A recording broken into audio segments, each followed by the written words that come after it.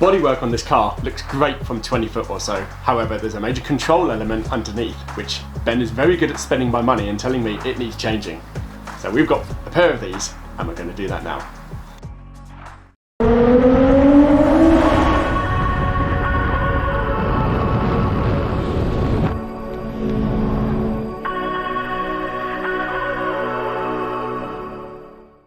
Now, this job could either take about an hour and a half, or it could take like 7-8 hours, depending on what we come up against. Now, I've spoken to the guy who did the conversion on this car at Hardwired Performance, and he didn't have to change the captive nuts underneath the car, which the wishbone bolts into. We did have a bit of an issue when he did go to change the wishbones, and let me show you what happened. Way back in 2017, our original engine started smoking, so we went and bought a wrecked Audi TT V6 from Copart before YouTubers made it cool to do so. Being the absolute trendsetters that we are, we had the 3.2 V6 power plant removed and fitted to our Mark II, but as part of the job the wishbones had to come out. It was here it was noticed the wishbone bolt had been wrapped in insulation tape and windy gunned in during previous ownership. Nice and safe. Obviously the bolts were changed and new Super Pro bushes were fitted, the wishbones painted and fitted to the powder coated VR6 subframe, where I have basically ignored it since.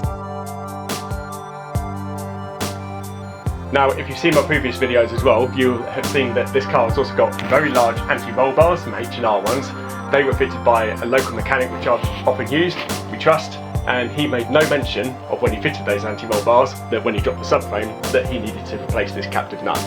So it has had some work done on it and not needed to replace it, but has that just added extra stress and strain and wear to the captive nut? So we're going to find out, maybe the hard way, hopefully not. The car is jacked up and supported on the subframe where it is safe to do so. Funnily enough, somewhere that is strong enough to withstand being supported, unlike the cup on the sill. Here we can now see why we're changing these wishbones. They're pure rust. Now we've come up against our first problem, which indicates that this is not going to be a 1.5 hour job. That bolt there needs to come out, and what we have is an R32 sump in the way. So I think the only way we're going to get around this is by lifting the engine up, really, giving us the clearance. Oh, good fun.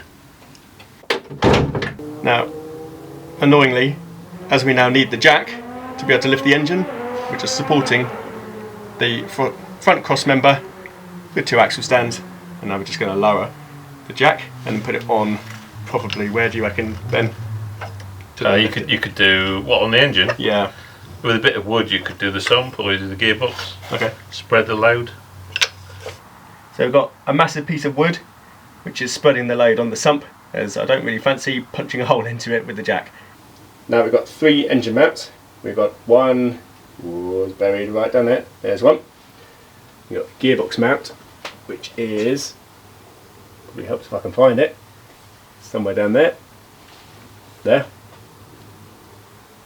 And then we've got the rear engine mount bolt, which is there. So they are all accessible, which is okay, especially with Ben's handy, that extendable ball end socket will make this really easy, because you can't go directly down on this one because of the intake manifold. And it's like someone put a silly radiator in the way as well. That's not so bad. It's going directly down with all the hoses in, whereas you can do that. Excellent. And what we're going to do is we're just going to probably loosen the front one, aren't we, and the gearbox one, and then probably take out the rear engine mount one and then just lift the engine so that it's clear, hopefully. Yeah, it's got to go up, I don't know, 2 inches or something. Yeah. Just extra work. What have we gone for this? This is a 16mm. It's a 1/2 inch. That is on. It's the right height, the right length. The question is, how tight is it? If it was me who did it, oh, there you go. Not that tight. Finger tight. There was still some shock in there to undo. Yeah.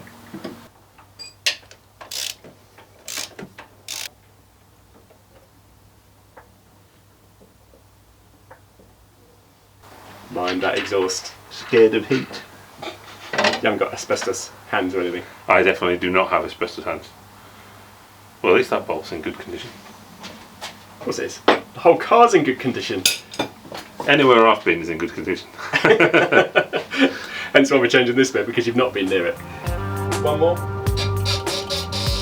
Yep. We need the weight, the fatness.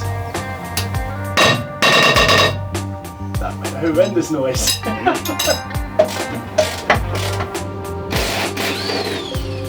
The most salmon rustiest thing. Just so rude about this poor car. See, we now have the moment of truth where basically we are now going to remove the rear wishbone bolt. It's hard for me to say. And if that just spins, then we know we're in for a world of pain, because that will be cutting out and having to weld in a new captive nut. So we're going to use a big hefty impact gun, Mr. Snap-on. Mr. Snap-on, and just try and shock it out. Because if you use a breaker bar and you're just sort of leaning on it, that's when you can end up more likely to. Well, the thing is, you have to put it back into the jacket. That's We've true. done it. That looks like Joy. I think That was Joy on this side. I just need to use one of these. Spun out and in again quite nicely. Yeah. So ye of little faith. You never know with these things, do you? No, Oh, and there's, you've got the inserts because it's a Mark II one. that's right. Yeah, I remember reading that actually recently. Someone's put copper slip on it as well. Yeah, yeah. Must have been my mechanic. Wouldn't it One be? or two threads a bit, but that's the That's not too bad. Not compared to how it was when insert. Hardwire Performance did the conversion and took the bolt out. I think that is the insert from a Powerflex bush rather than a Mark II. The Mark II thing has got a brake down it and expands and moves around. Okay. Well, will we? No, because the rear bush, that's going to be changed for TT bushes, isn't it? Yes. For compliance. Oh no. Rust falls like dominoes. That. It's so cruel. It's probably as old as I am, and I reckon it's in maybe somehow slightly worse condition. I mean, you know, maybe it'll last a few more years. It's never been an MOT, never been picked up on an MOT. Never. It's just a bit hideous, isn't it? It is when you're trying to go to shows and club meets and things, and you've got this made out of tree bark. And the rest of the car, you know, looks pretty good, to be fair. For original, well, mostly original paint, I think it looks alright. Yeah, and then you get to this point, you're like, well, why have you not done that? Exactly. Yeah. Heathen. Yeah. Now, we've come up with a bit of a stumbling block. The pinch bolt to remove the ball joint is rusty as anything, so yeah, when we try to remove it, it's just rounded and spinning, and yeah, we're just not getting anywhere with it. So we are going to have to remove the hub nut, so And the hub. and remove everything out of the way. Now that makes things more difficult because we've got the car up in the air. So I'm going to get in the car, press the brakes, and He-Man over there is going to Have a go at on doing that. Yeah. Go on. I reckon I'll just overcome your brakes. You're on it? Yep, I'm on it. Let's try. Yeah, easy. So we needed the brakes on so we could take the hub nut off with, say, that beautiful tool there. So then we need the caliper out, off, carry it off, disc off, and then we get loads of access so we can crack on.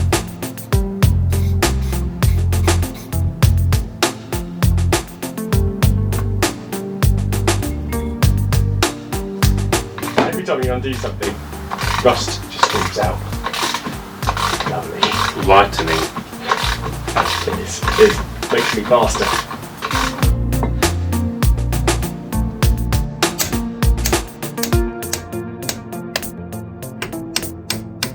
Right, is it just suddenly like just go and just pop up? Much hammering later because you just need to give it a really good solid whack, and that's reusable. Excellent. As if we used a splitter, that would have been a new end. Strength. No. Jeez. Holy cow! Right, bigger tool required. There you go. Easy. Look at that. Two gigantic bars and a Big gun. man.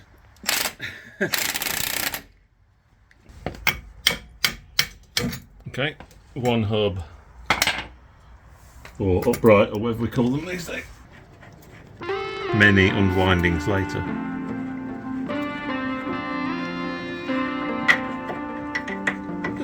There we go. Yes. Just thinking how hard this is going to be to get back in with the roll bar in place. Probably quite. We need it out the front. It's out the front.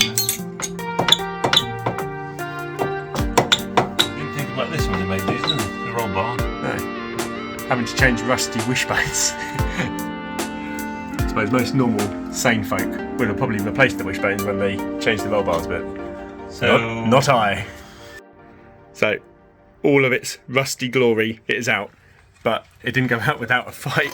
Well, it wasn't this fighting, it's the the H&R roll bar? Yeah. I've said the dimensions before. I can't remember what they are, but they're just big and in It's the way. big, yeah. This big in here, so we may have to drop the anti-roll bar when we're fitting the new one because there's a lot of effort to get that out. That's going to be fun.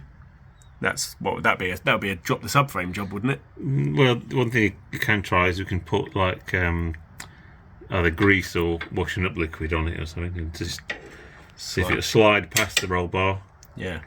Try it first. Yeah. I think. Try the easy option. Well, the shorter option rather than the long-winded one. First. Yeah, less invasive, I suppose, isn't it? Yeah. The rounded nut is ground off so we can gain access to the ball joint which we want to change. Yes. Fairly clean. And we didn't catch any of that bit. Good stuff. That was easy. It was. You clean it and put your new one in. So, as part of this, we are changing the ball joint from the old to the new.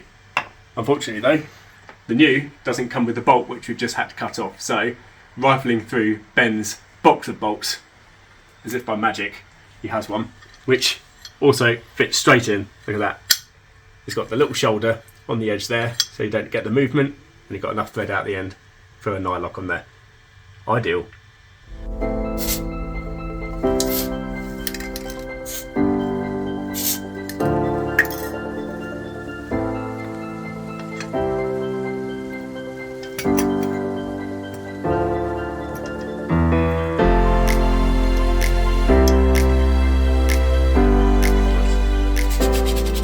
Ben sees rust. Ben can't cope with rust. It gets cleaned and painted. Well, it gets clean when someone forgets to order the right ones. Right, so yeah, the eagle-eyed of you might have noticed that when we went to fit this, it's not supposed to do that. So, silly old me, back in a cold November night, ordered this from eBay, and I hadn't realised that I'd ordered a 17mm pin, as it's called, because this is a conversion and it's got lots of conversion bits on it. I just ordered one for a Mark II GL. Yeah, I needed one which was 19mm, which is what that one is there. So we're going to have to reuse that. Oh, all good fun. The existing ball joint is instead given a freshen up with a lick of paint.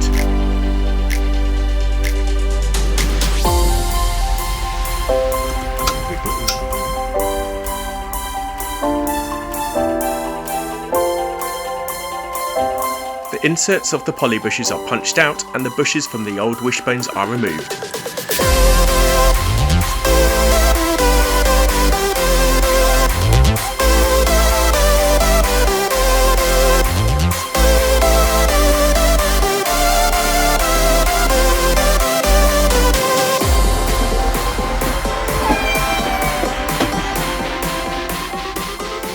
Mark II style with voids, and it needs a sleeve. And these are the TT slash Golf R32 ones which don't need the sleeve and they're solid rubber. They're like the best of both worlds, aren't they? They're sort of Yeah, I'd go for those over poly ones, really. Well, they're better than those that come with the wishbones, though. Yeah, that's pretty nice and soft, but that's gonna, there's a reason they've gone for that in a TT. Yeah. So let's put them in. That is pretty good, I think. So here's another slice of It's Not Stupid If It Works. Now we need to remove the hub knot off the passenger side, and to do that you need to depress the brake pedal, but we have the brake caliper in this current situation, and we have the wishbones currently drying with paint, so if we were to press the brake pedal, all we're going to do is push the piston up. We're not going to get brake pressure on the opposite side, so therefore we wouldn't be able to undo the hub nut. So what we need is just a magical implement to be able to get in there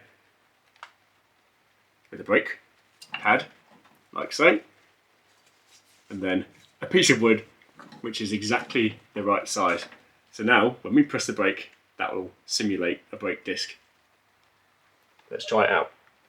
Right. Brake down hard. Excuse Joe's lovely hat. Whee.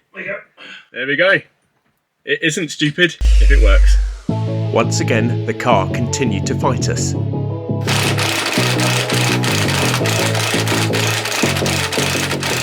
Now we're in a bit of a world of pain here. Miraculously, the rear wishbone bolts came out on both sides fine. That was the one we were actually really worried about. We thought that the captive nut might spin, and then just lots of welding. So now the problem is this front wishbone bolt here, it gets to this point and then just doesn't want to do any more. It's like we think it's banana shaped, because when you undo it, the whole wishbone goes up and down like a cam. So what we are going to have to do is we're going to hammer it back in, because it is solid as well. We're going to have to hammer it back in, hammer it back out, hammer it back in, and just try and loosen it off, because whatever's happened, we think it might have sort of welded onto or rusted onto the sleeve inside the polybush.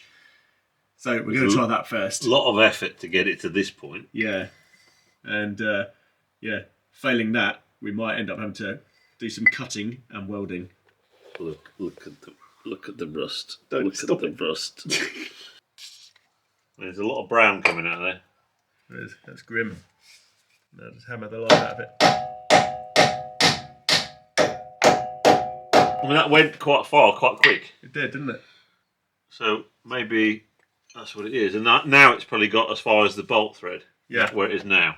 Because it's not all the way home, is it? No. So I reckon if you use the gun on that, it would probably now wind itself in, wouldn't it, on the thread?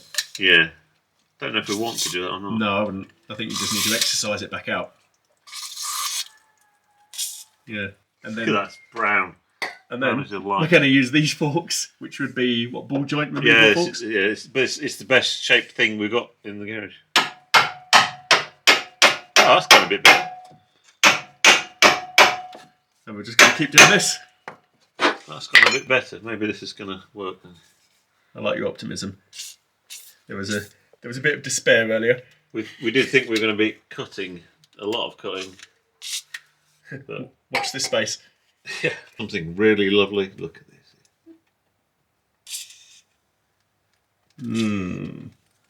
Look at that. Rivers of rust. Just poo brown. Oh, God. Working the bolt. Forwards and a backwards, backwards and a forwards. What's that from? I have no idea. I think it's from These are good. Ebenezer good. Hello. Hello. That's quite far out. It is. Look at that. Oops, spray some more in. I think that's as far as it's got. More poo brown to come out. Ooh, look at that. Something is very rusted. It's like Deli Belly. That's coming. Magic is coming. Oh, Success. yay. Coffee. Now this is why we are doing this job. So although the car's actually been driving fine, it's not actually caused any issues, it's not even flagged on an MOT, it's just evident that there is rust bad on these sort of which are consumable components, aren't they? They're removable parts, so it just seems silly not to change them when that rust, all it's going to do is just eat away and then just cause problems like what we just had here, which has just taken us, 2 hours? Yeah, something like that. But if you're flying down a straight doing 120 plus, do you really want this to be the condition of the the interface between your car and your wheels and brake? Yeah. So good to do a bit of preventative maintenance and get on top of this. Yeah.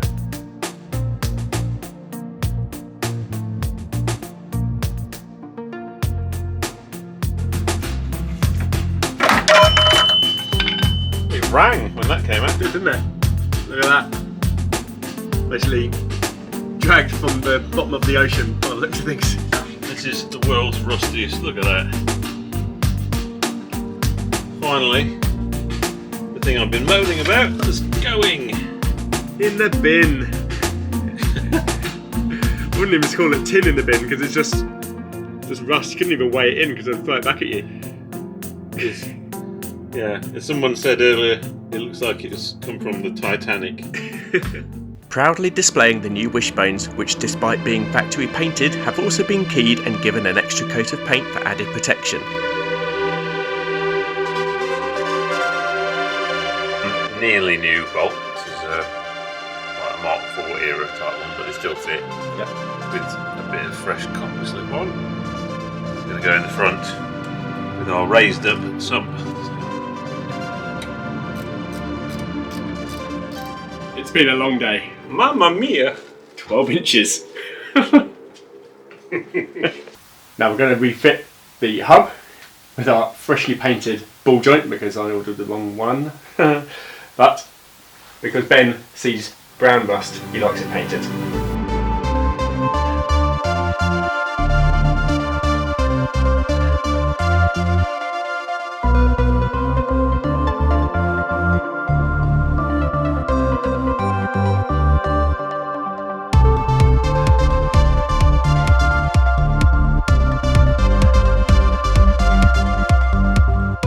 Now the eagle-eyed among you may have noticed that we've not set the wheel alignment on this, but we've not changed any of the steering geometry. The steering arms we've not touched, we've just removed and refitted as they were. This part here, which would adjust the camber, it was set to max camber, which was minus 1.5 degrees. So we've just done exactly the same, we've just pushed the hub in as far as it will go and tightened it whilst it was in that position. Therefore should set us back to the minus 1.5 degrees. Everything else will remain the same. Right, so this is the moment of truth. This is the torquing of the rear wishbone bolt. The figures actually say 140 Newton meters, which is, what was that, 96 pound-foot of torque, which is more torque than an entire Honda meet. But what we don't want to do is then rip the captive nut off. So we're just going to creep up to that and then probably sit at, what do you reckon, about 125, thereabouts? Well, that and whatever.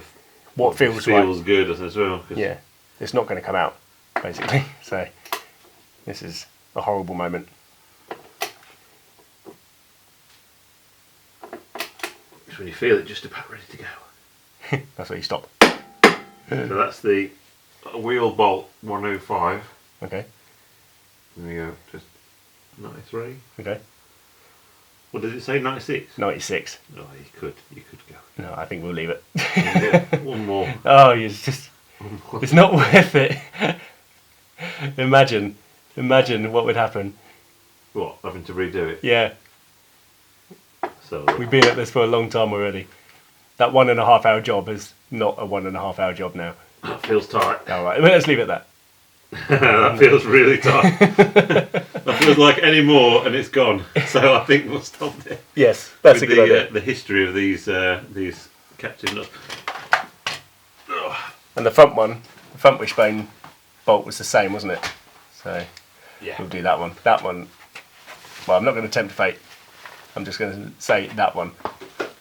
So letting Alistair loose with the torque wrench. I've managed to rebuild the head of my car. What can possibly go wrong with this? So this is set to, was it 120 Newton meters. Bang. So there you go, that is a massive relief after the ordeal we had with the other side. There have been no stripped captive nuts. What a relief. It's better than I had 2 on mine. Wheels to go back on, and then engine to sort of be reseated, and then we're done. So here we go, look at this. So another part of Ben's stash, which he just happens to have, is an NLA, no longer available part. Well, I think they're in it. Don't know. I couldn't find any. I haven't tried bringing TPS or something, but basically, this is an actual genuine bag captive nut. Yeah. So that is one there. Sort of see it. Still in the packaging. The round bit, the dome, threaded dome thing. I can hardly see it without taking out the package. But for a rainy day, which we thought we might be up against here. Now the task of getting the engine back on its mounts.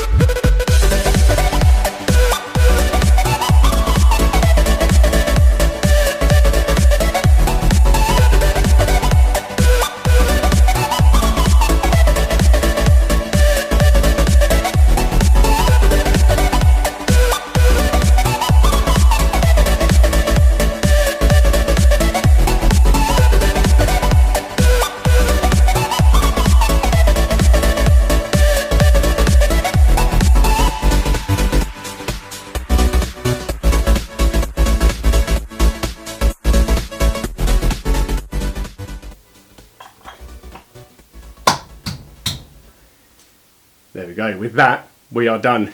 We've successfully changed the wishbones on this Golf, so they no longer look like tree bark or like they've been dragged from the bottom of the ocean. They are done. It looks a lot better underneath. We managed to refresh a few components as well while we were at it, including the brand new wishbones. Gave them a nice lick of paint, so they should hopefully last longer than what they might have done. That was a job which we thought might take about an hour and a half. It took considerably longer, but you know, it's just one of these things where the car fights you. You come up against many rusty things, but we're done. So, you know, I hope you enjoyed that video. It was a good struggle, but we got there in the end. We defeated the car. It didn't defeat us. So, hope to see you next time on Southeast Mk2 Golfs. Please remember to subscribe and like. I appreciate that very much. See you next time.